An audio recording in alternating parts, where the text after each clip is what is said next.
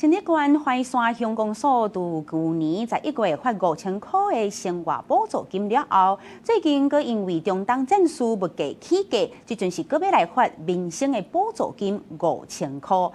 其實這總經費差不多加起來有要開賣6000萬咯。這是華山鄉這6檔來第4擺發現金，4擺加起來，這個鄉民已經領到13000咯。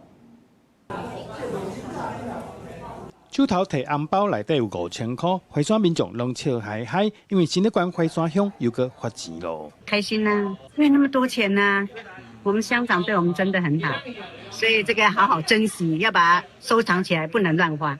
當然很好啊，這個錢誰不愛啊，對不對？因中檔戰爭以及民生用品起價，新北縣華山鄉發放民生補助金5000塊。這今年5月初4，戶口設在華山的民眾攏有資格通領，全鄉大約12000人，人人攏有，總經費大約6000萬。有民眾幫厝內人做伙領，攏總領5包，一個領就是3萬塊。長山鄉了，這個65歲的老年人口啊。